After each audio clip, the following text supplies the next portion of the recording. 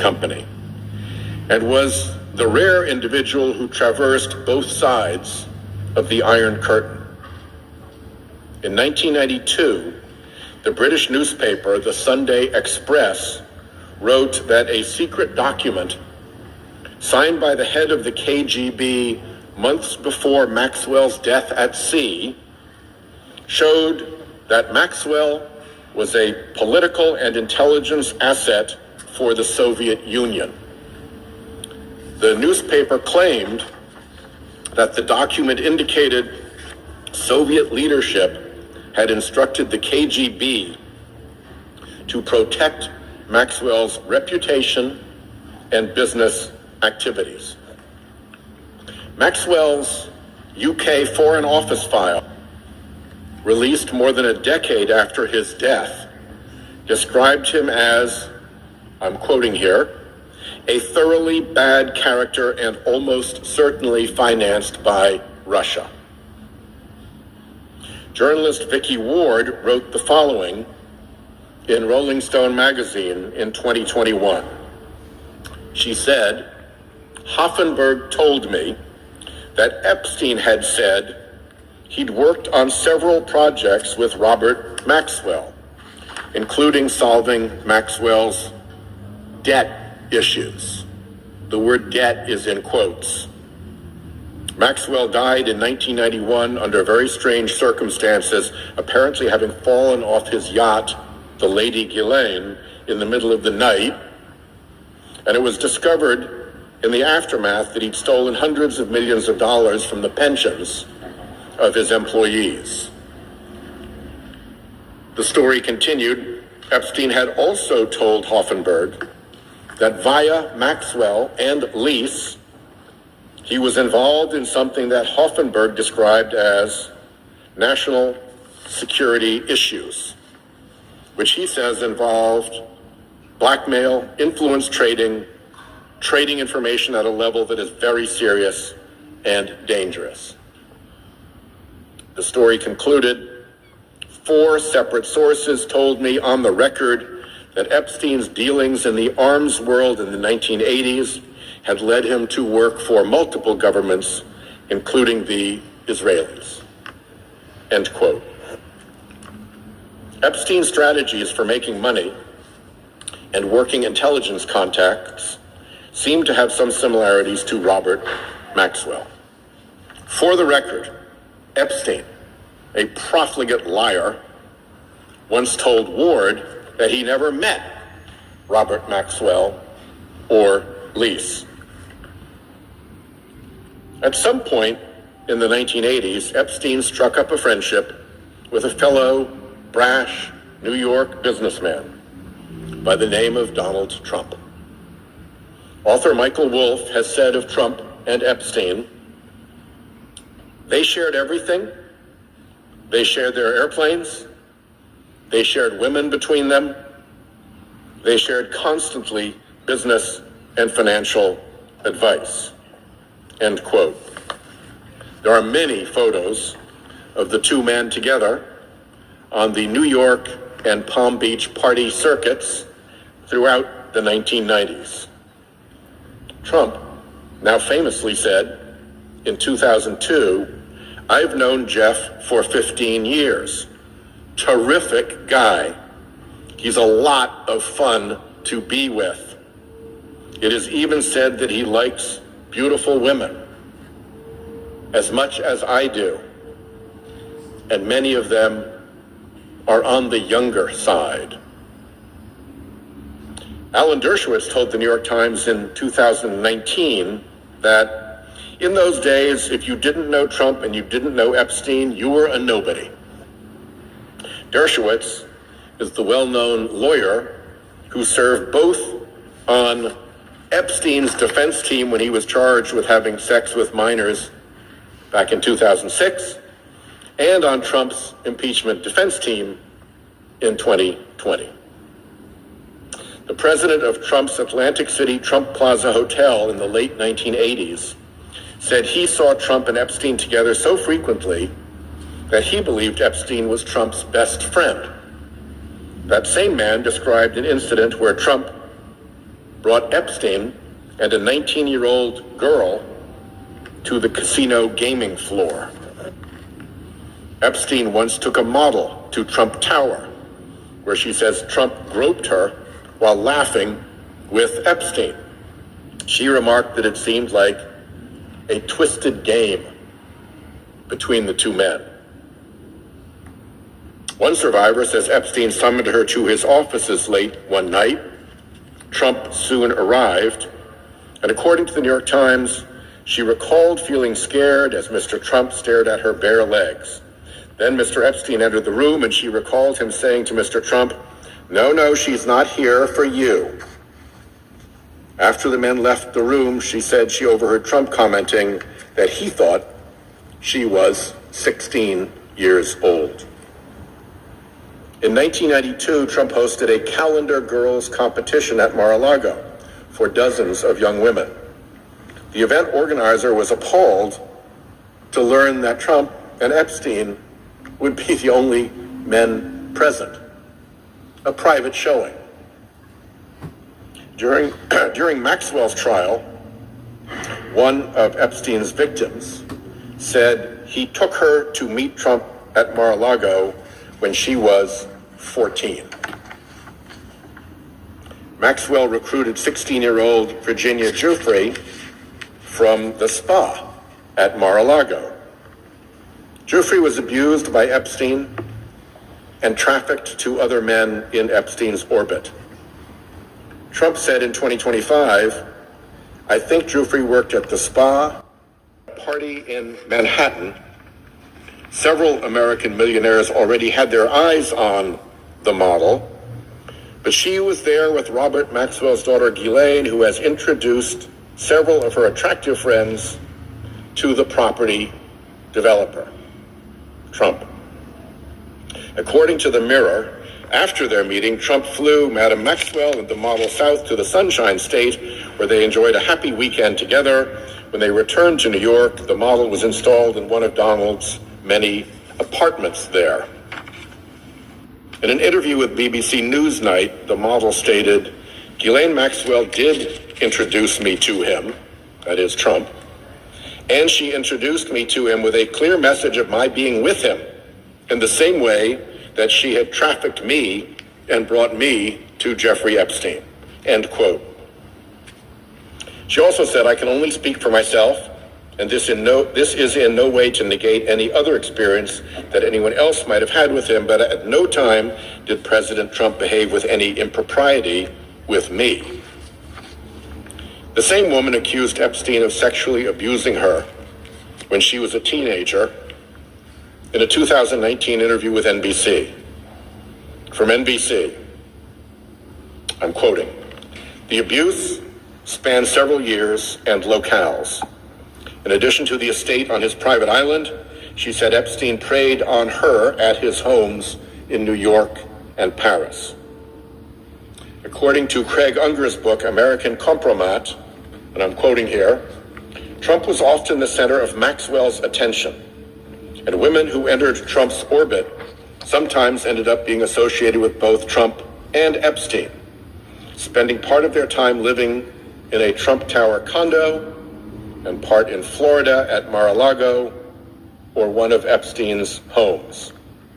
Among them was a Russian model and beauty pageant contestant whose journey from the world of beauty pageants and modeling to Trump's Mar-a-Lago and Epstein's island retreat is highly suggestive in terms of how Epstein and his associates began manipulating young women." The story continues. In the early 90s, before coming to the United States, the woman had placed well in a number of beauty pageants, coming in second in Miss Russia, 1993, and winning the 1994 Miss Baltic Sea title that year.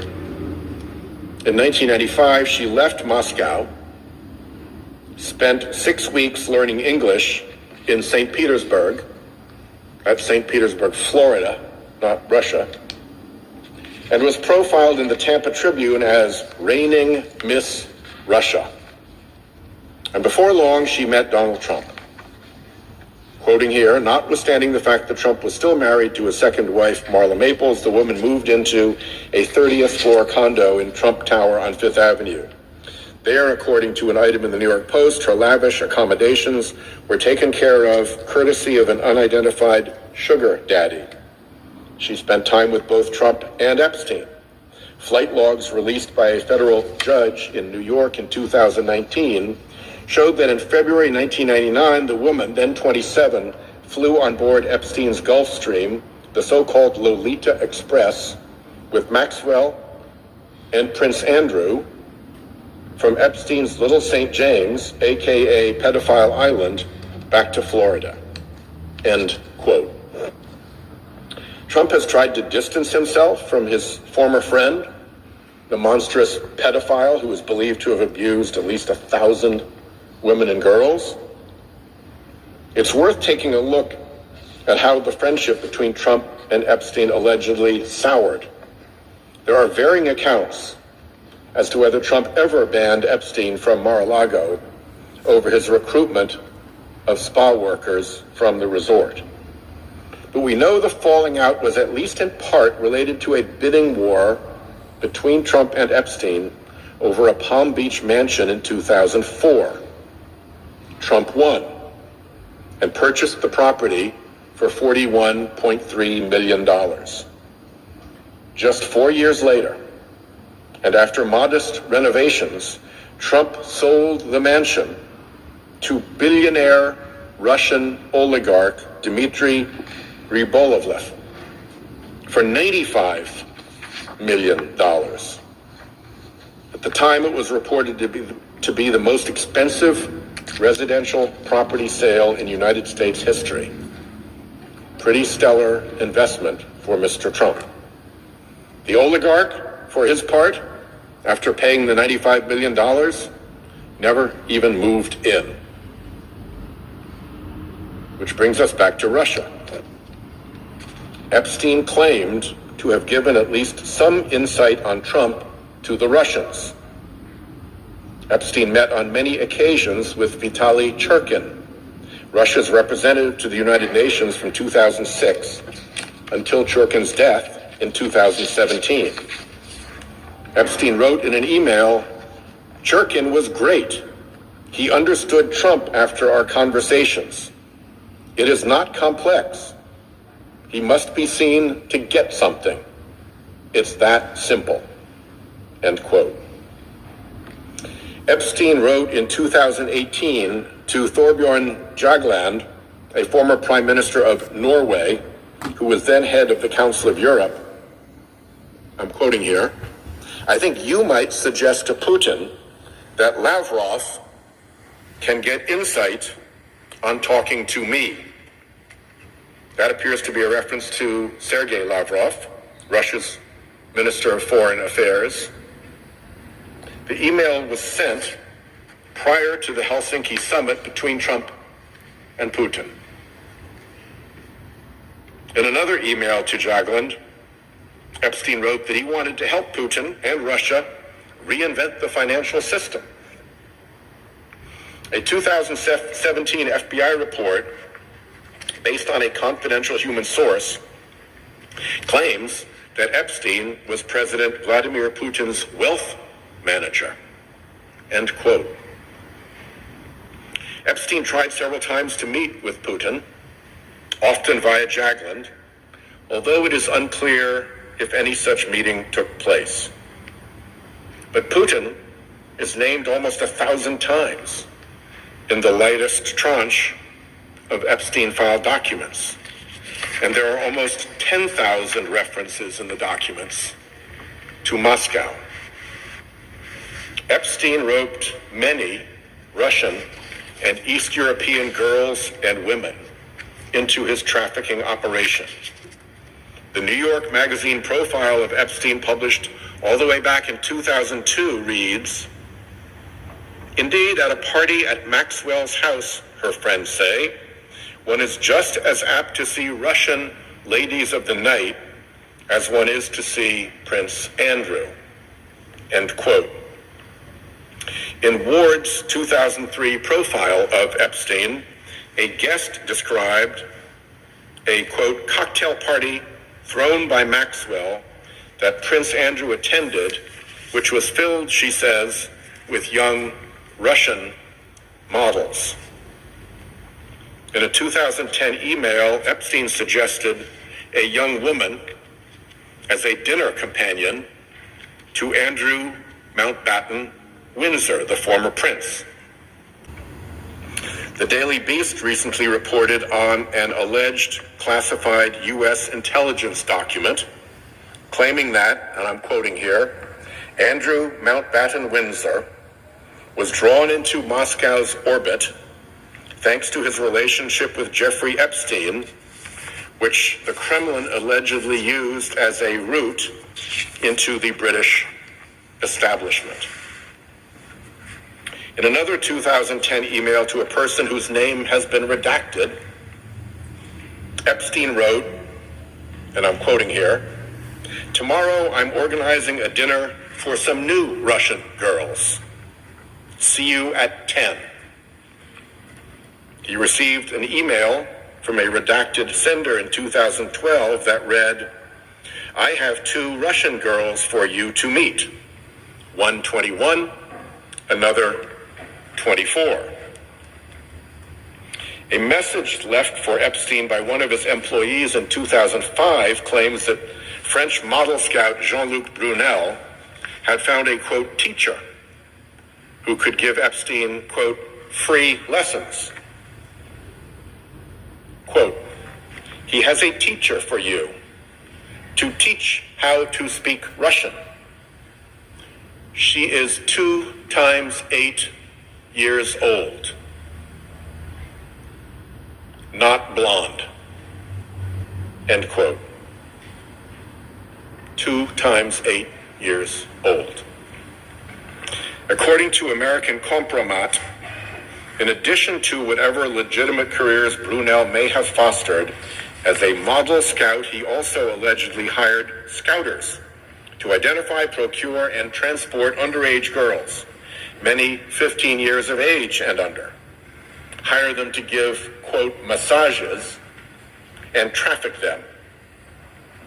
Brunel was found hanged in his French jail cell in 2022 after being arrested on rape and sex trafficking charges. Bill Gates said he had affairs with 2 Russian women, which Epstein later discovered. Somewhere along the way, Epstein struck up a relationship with Sergei Belyakov, Russia's former Deputy Minister of Economic Development and a graduate of the FSB, Russia's intelligence academy. Epstein introduced him to contacts like Peter Thiel, the tech billionaire, who would go on to give $10 million to the super PAC that helped elect now Vice President J.D. Vance to the Senate in 2022.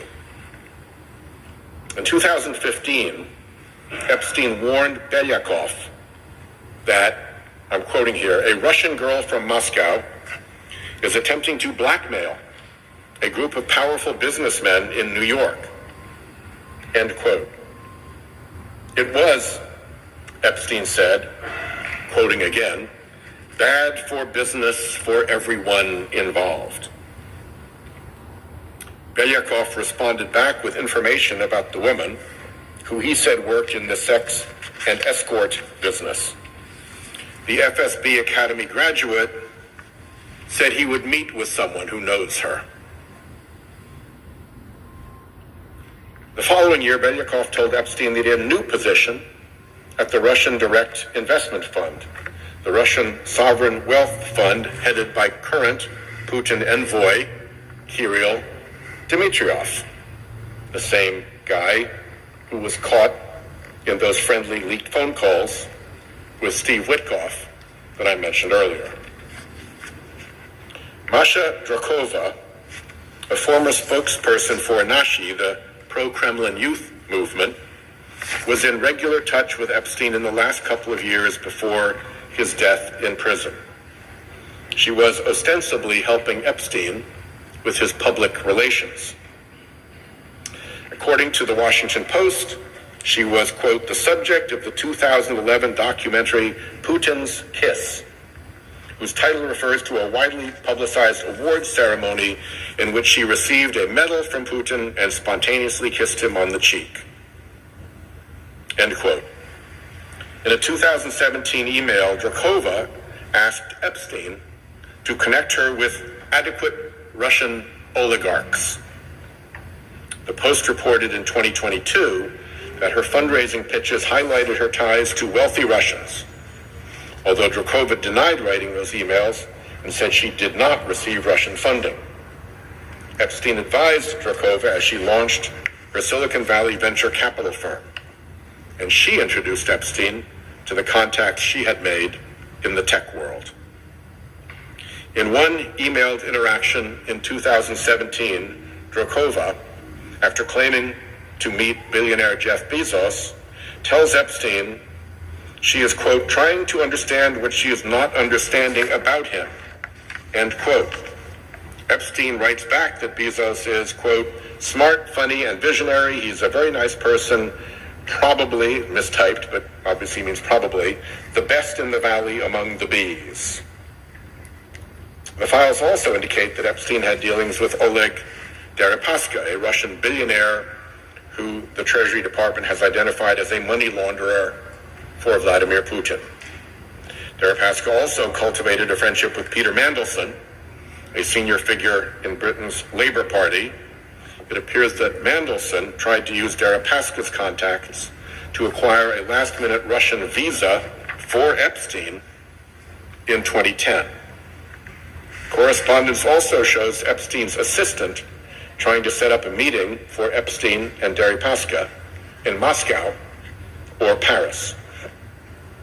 There's also audio of Epstein advising then Israeli Prime Minister Ehud Barak to have dinner with Putin to line up work after he leaves government.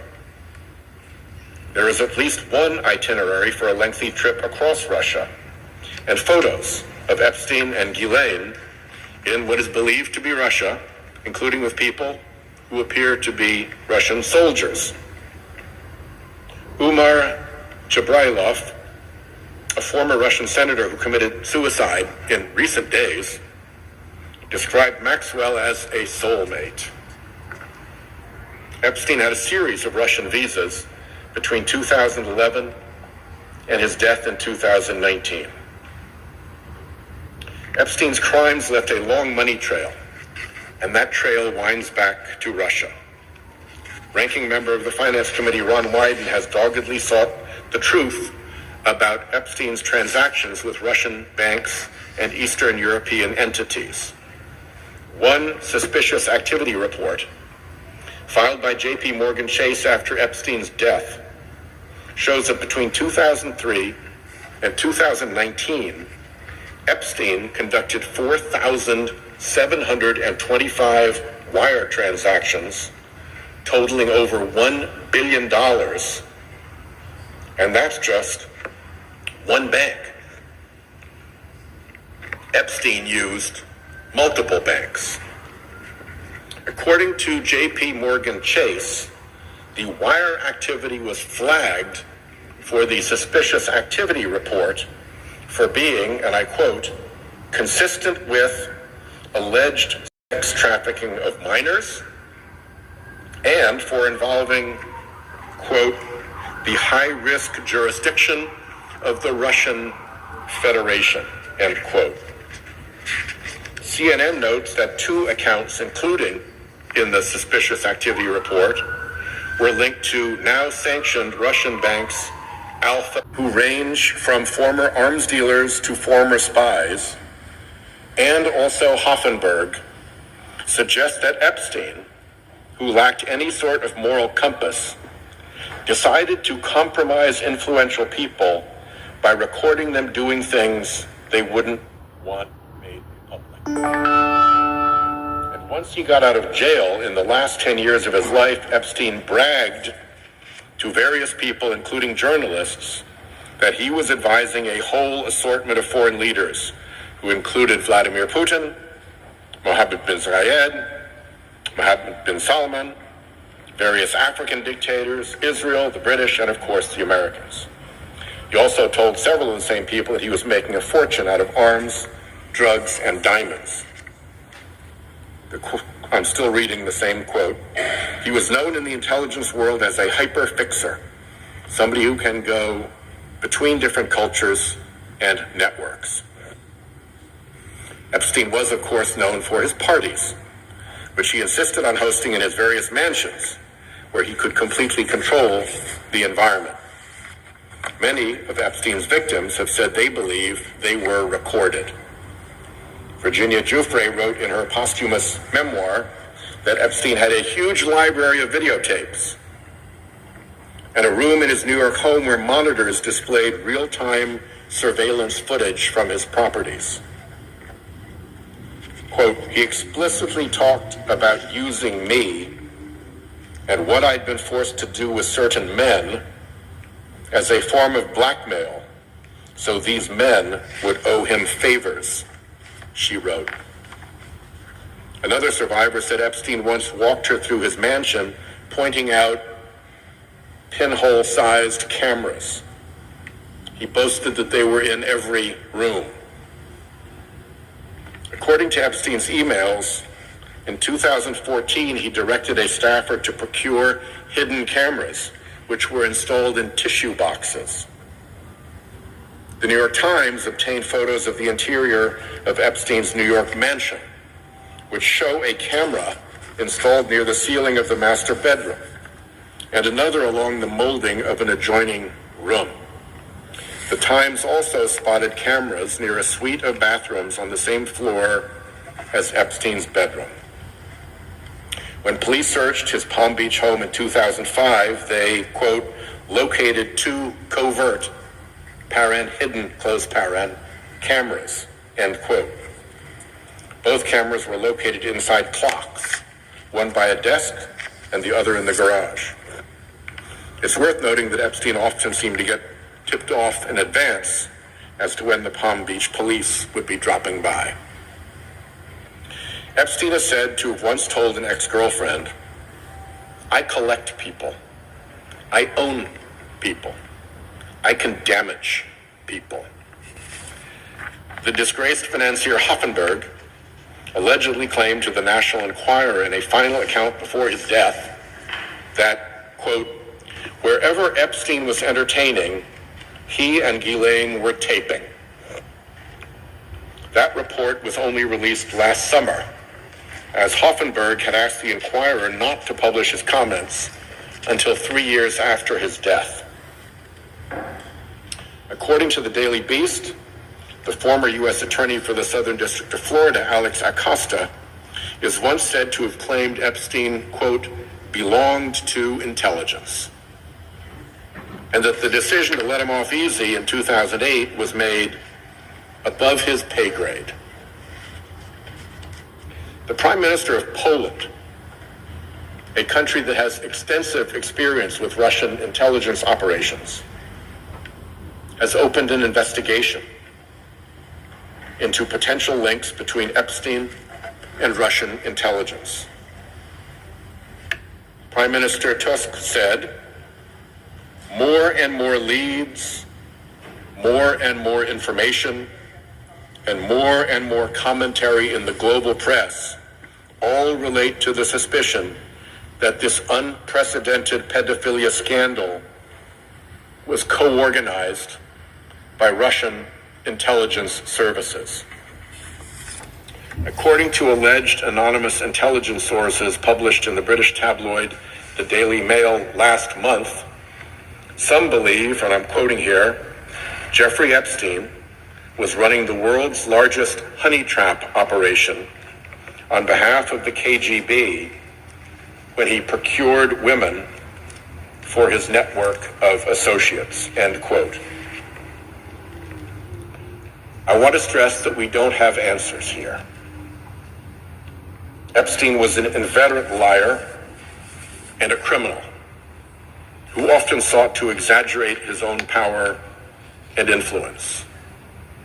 And the Epstein files need to be viewed through that lens. He could have been working with an intelligence agency or several intelligence agencies. He could have just been what the Russians call a useful idiot. We may never know.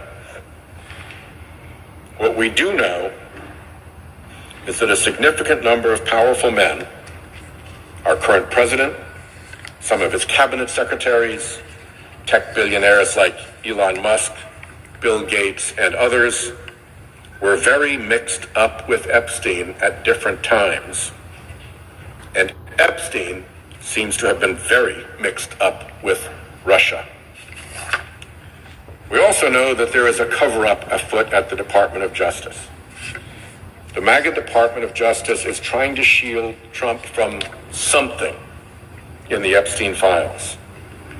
We know that documents in the files about President Trump that should be released have not been released. The missing files, first discovered by independent journalist Roger Sollenberger, are alleged to detail claims by an Epstein accuser who said she was also sexually assaulted by President Trump when she was a young teenager. One of the great forces that Washington runs on is normalcy bias. It's often in the interest of the bureaucratic establishment to look skeptically towards outlandish or extreme stories, because in most cases the truth is more ordinary than what may first appear. What I've done here today is lay out the facts as documented by the many brave survivors who have come forward at great personal risk, as well as by the many journalists who have tried and continue to try to get to the truth. As a lawyer, I know that you can prove cases with circumstantial evidence. You don't always need the smoking gun. Here, we have links with Russia, girls from Russia, money from Russia, people from Russia, deals and transactions with Russia, contacts with people with Russian intelligence, news reports exploring contacts with Russia, and an official investigation from the government of Poland into an Epstein-Russia connection. And then election interference operation reached a fever pitch. There had been a steady drip, drip, drip of reporting on the Trump team's cozy and peculiar relationship with Russia since his surprise election victory in 2016. Ahead of the Mueller report's release, Trump's Attorney General, Bill Barr, issued a letter to Congress purporting to summarize the report's findings. The letter declared that Russia and the Trump campaign did not collude to steal the election. The press, ravenous for any news of the long-anticipated Mueller report's conclusion, largely accepted Attorney General Barr's narrow, carefully worded conclusion, and not yet having access to the full report, blasted the Attorney General's summary around the world. Trump himself declared, all caps, no collusion. He said he had been cleared of the Russia hoax, a term he reserves only to describe things that are true, like climate change. Frustrated, Mueller wrote to Barr that the Attorney General's letter did not fully capture the context, nature, and substance of the investigation. But by the time the dense, voluminous Mueller report was issued the month after Barr's letter, its message had been obscured. The Mueller report actually concluded that the Trump campaign knew of and welcomed Russian interference, and expected to benefit from it. That conclusion was later echoed and reinforced by an investigation led by then Chairman Marco Rubio's Senate Intelligence Committee, a bipartisan report. But Barr's scheme had largely worked. Many in the media and in the Democratic Party seemed to internalize that the Russia speculation had perhaps gotten out of hand, and that perhaps we had been wrong to believe there was a troubling connection between Trump and Russia after all. But were we?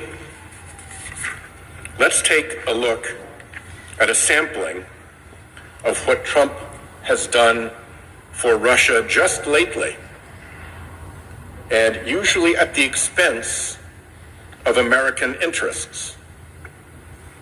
There are many, but here's a top 10. 1.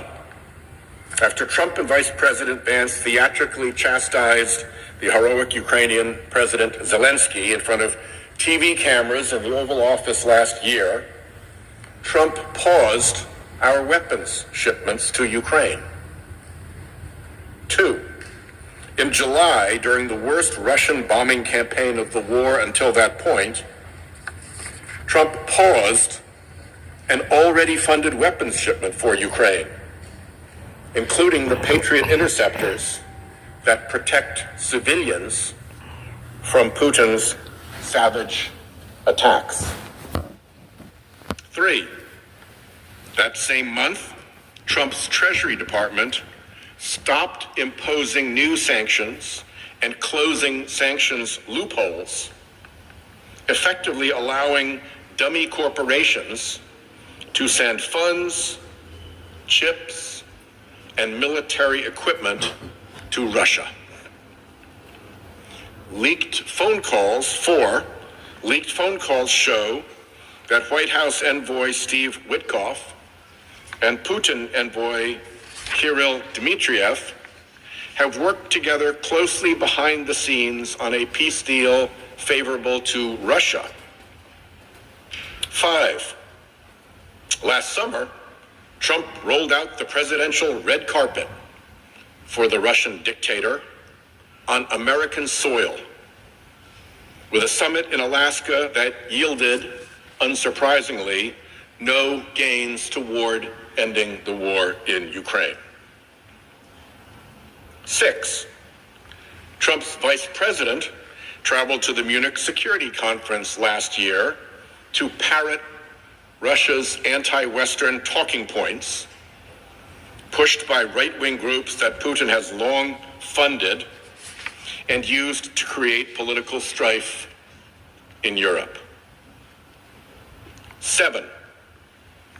Trump installed Russia apologist Tulsi Gabbard as his director of national intelligence, much to the glee of Russian state media. 8. Upon the confirmation of Trump's Attorney General Pam Bondi, the Department of Justice shuttered its anti-kleptocracy work that had successfully targeted Putin's Russian oligarchs. 9. Late last year, Trump unveiled a new so-called national security strategy, which abandoned traditional alliances in Europe and favored a transactional foreign policy that the Kremlin praised as quote, largely consistent with Moscow's vision and desires. And 10, the Trump administration is even paving the way for Russia's return to global sports competition, ending its isolation in those arenas in the wake of the hostile Ukraine invasion and state-backed systemic doping programs in Russia. That's a top 10, but the list goes on. If Trump were purposefully doing Russia's bidding, it is hard to see what he would be doing differently. The United States is the most powerful nation in the world. Russia is a weak, corrupt regime. My old friend Senator John McCain used to say that Russia is a gas station run by gangsters with an army.